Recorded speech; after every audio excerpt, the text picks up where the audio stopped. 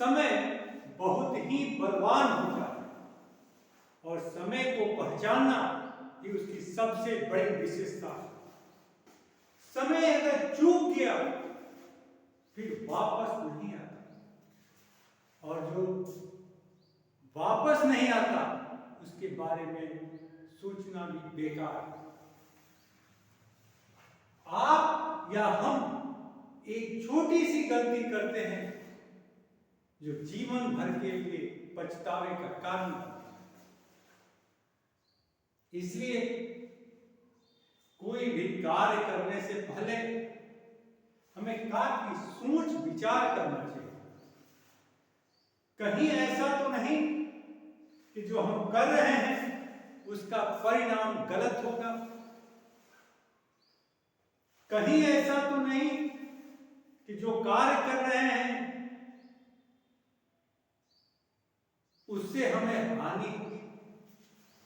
इसलिए किसी भी कार्य करने के पहले हमें काफी सोचना चाहिए, मनन करना चाहिए,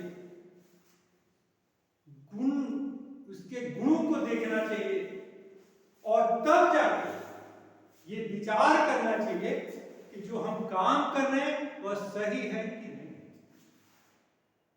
क्योंकि अब पछताए क्या होत है जब चिड़िया चुन गई खेत। आपने तो कर दिया और जो बिगड़ गया उसे बनाना काफी कठिन है। इसलिए पछताइए नहीं। किसी कार्य को करने के पहले काफी सोचिए, स्टेप बाय स्टेप उसके बारे में सोचिए, तब किसी कार्य को कीजिए। होता है ये कि कभी कभी हम किसी कार्य को करने के पहले सोचते नहीं, विचारते नहीं और कार्य आरंभ कर देते हैं, जो हमारे लिए आगे चलकर घातक सिद्ध होता है, हानिकारक होता है। इसलिए किसी भी कार्य करने के पहले हमें सोचना चाहिए, एक नहीं 100 बार सोचना चाहिए। इसीलिए कहा गया है अब पछताए क्या होत है जब चिड़िया चुन गई थी। जब काम बिगड़ जाता है तो उसे बनाना काफी कठिन है। हमारे महापुरुषों ने भी यही कहा है, किसी कार्य को आरंभ करने के पहले हमें सोचना चाहिए, विचारना चाहिए, तब जाके किसी कार्य पर निर्णय लेना चाहिए, कार्य को किया जाए या नहीं किया जाए।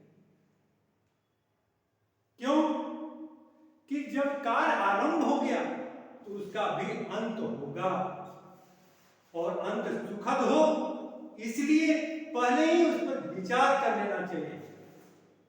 हाँ, कुछ कार्य ऐसे होते हैं जिनके बारे में हम ज्यादा विचार नहीं कर सकते, उसको करना ही पड़ता है।